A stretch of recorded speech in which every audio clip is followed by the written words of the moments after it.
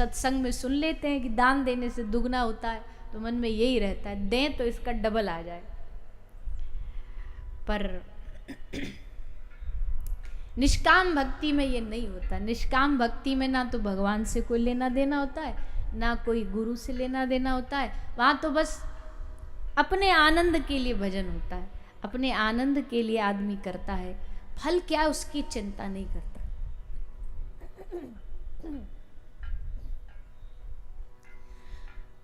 तो भक्त बनो पर निष्काम भक्त बनो।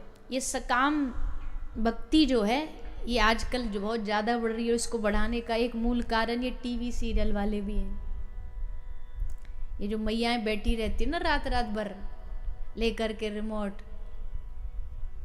और फिर उसमें सास जिठानी दुरानी ये कहानियाँ चल रही होती हैं, और फिर उसमें क्या चल रहा होता है, पति ऑक्सीजन सिलेंडर पर सांसें गिन रहा है हॉस्पिटल में, और अब उसकी जान एकदम जाने वाली है। फिर वो मैया भगी भगी जाएगी देवी मैया के मंदिर में, ऊपर चोटी पर मंदिर होगा, उस सीढ़ियों में दौड़ती दौड़ती नंगे पांव रोती रोती जाएगी, मैया के सामने खड़ी हो जाएगी, मैया के सामने मंगलसूत्र को रख के कहेगी मैया अब हमारे पति की सांसें तुम्हारे हाथ में है। और कह के जैसे रखती है चरणों में, वहाँ वो जो अस्पताल में पति पड़ा आईसीयू में, उसकी जो वो लाइन चल रही होती है टू टू टू टू, एकदम सीधा हो रही है, एकदम मतलब गए अब। और जैसे ये यहाँ बोलती है मैया के चरणों में, वो घंटी पकड़ के सर पे मारती है, इतने में ही पूरा माहौल बदल जाएगा, हवा चलने लग जाएगी, पत्ते उड़ने लग जाएंगे, घंटियाँ पूरी बजने लग जाएंगी, और फिर अचानक से देवी मैया की माला उतर के हवा में कूद के इसके गले में गिरेगी। और जैसे इसके गले में गिरी और वहां सीधी लाइन फिर से टू टू टू टू हो गई, फिर से धड़कने लगी। और भैया फिर क्या, अच्छा अब ये जो मैयाओं ने देख लिया टीवी सीरियल, अब क्या करेंगी, अब तो जीवन में देवी मैया के दरबार में जाएंगी। कब जाना ही क्यों है, बोले जब जीवन में झंझट हो तब जाएंगे, तब फिर मैया ठीक करेगी, तब फिर बाबा ठीक करेंगे, तब भैरव बाबा कृपा करेंगे, तब हनुमान जी कृपा करेंगे। अरे भैया भगवान को भजने वाले मौका नहीं देखते हैं, परिस्थितियां नहीं देखते हैं। भगवान को भजने वालों के लिए वार तारीख नहीं देखनी पड़ती है। जैसे हम कई बार कथा में पूछते हैं लोगों से, हनुमान जी का भजन, हनुमान जी का चोला और हनुमान जी का जो प्रसाद भोग ये कौन से दिन लगाया जाता है, बोलिए ना। शंकर भगवान को दूध किस दिन चढ़ाया जाता है, क्यों, सोमवार को क्यों, रविवार को भोलेनाथ जी छुट्टी पे जाते हैं क्या। हम इतने नासमझ हो गए, सप्ताह में एक ही दिन जाएंगे, मतलब भगवानों के वार बांट दिए हमने, उसी दिन जाएंगे। जैसे बाकी के दिन तो शंकर जी समाधि में, बस सोमवार को जगेंगे। शनि देवता को तेल चढ़ाने शनिवार को जाएंगे, बाकी दिन तुम अपने घर हम अपने घर। अच्छा ये चलता दुनियादारी में, हमारे ब्रिज में नहीं चलता। हमारे ब्रिज में बताओ कन्हैया का कोई एक दिन हो तो, कोई दिन नहीं, रोज उनका है, हर पल उनका है, हर क्षण उनका है, कोई दिन उनका नहीं है, कोई विशेष दिन। अब भाई जिससे दिल से प्यार है तो प्यार है, वो तारीख और मुहूर्त पे प्यार थोड़ी निर्भर करता है। तुमको अपने बेटे को याद करने के लिए कोई मुहूर्त दिखाना पड़ता है, कोई तारीख देखनी पड़ती है कि चलो आज सोमवार है, आज मंगलवार है, आज बैठ के याद करते। अपना है तो हर पल याद आएगा, हर क्षण याद आएगा। वैसे ही भगवान जब अपने बन जाते हैं, जब उनसे अपनत्व हो जाता है, तो हर पल उनका सुमिरन रहता, हर पल उनकी याद रहती।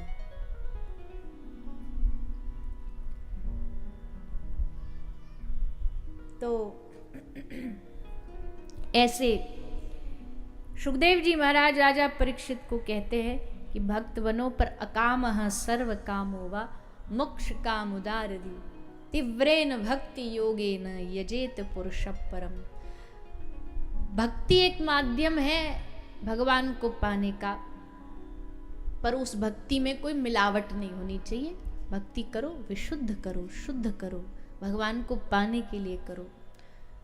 खूब नाम सुमिरन करो, खूब जाप करो। भक्ति का एक अंग ये भी है कलयुग में, मंत्र जाप मम दृढ़ विश्वासा, पंचम भजन सुवेद प्रकाशा। जब भी कोई जाप कर रहे हो, जब भी कोई मंत्र ले रहे हो ना, तो बड़े विश्वास से जपो।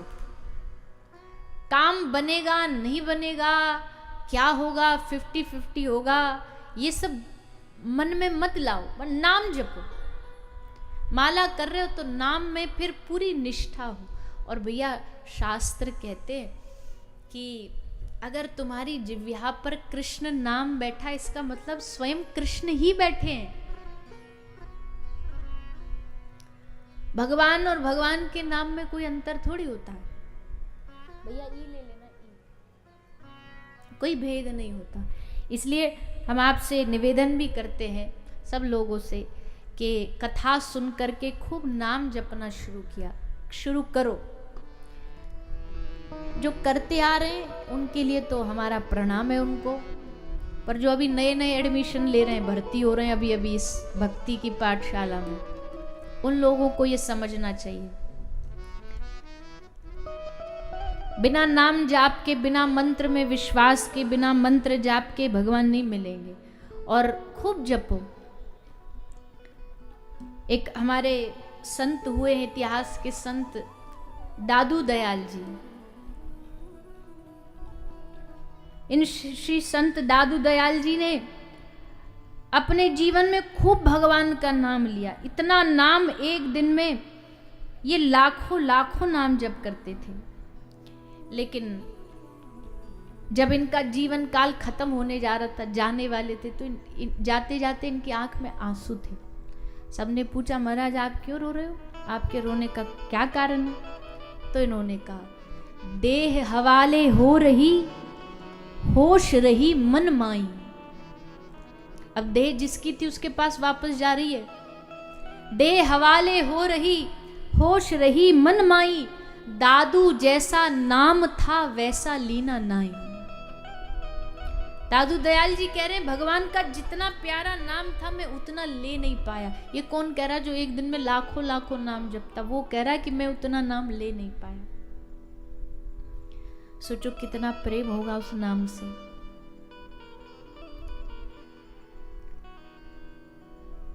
तो जीवन में बाकी कोई विषय वस्तु हमसे छूटे रह जाए, कोई बात नहीं, लेकिन जिसने नाम को पकड़ा उसके सब साधन पूरे हो गए। भगवान भी उस पर रीझ गए, भगवान भी उस पर खूब प्रसन्न हो जाते हैं।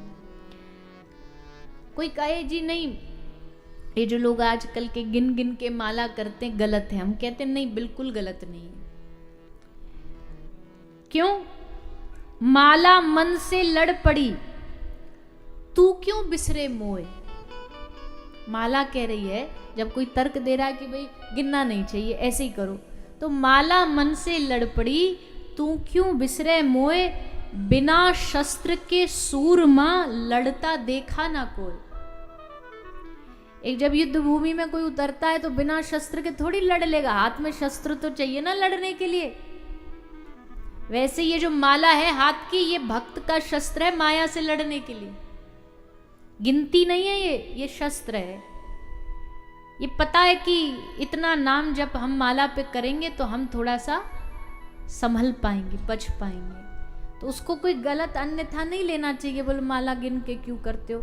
हाँ, एक समय आता है जब गिनने की जरूरत नहीं पड़ती, फिर वो अजपा जब कंठस्थ महापुरुषों को हो जाता है कि वो सो भी रहे तो भी मन में चल रहा है। पर जब तक वो स्थिति नहीं आए तब तक तो गिन गिन के ही करना पड़ेगा। नोट गिनने में तो कोई दिक्कत नहीं आती तुमको। अभी नोटों गड्डी गिनने बिठा दो, बड़े चाव से गिनेंगे, मजा ले इत से उत देख लें तो, और एकदम चिपका चिपका के कहीं दो नोट नहीं निकल जाएं तो एकदम चिपका चिपका के हाथों से गिनेंगे और इतने ध्यान मग्न हो जाएंगे। कई तो ऐसा कि पास से कोई ढोल नगाड़े भी निकल जाए तब भी नहीं पता लगेगा, इतने मगन होते हैं। वहां गिनने में नहीं, वहां की कमाई करने में कोई दिक्कत नहीं, तो फिर यहाँ भगवान के नाम में कमाने में, गिनने में, बोलने में, जपने में क्या दिक्कत है?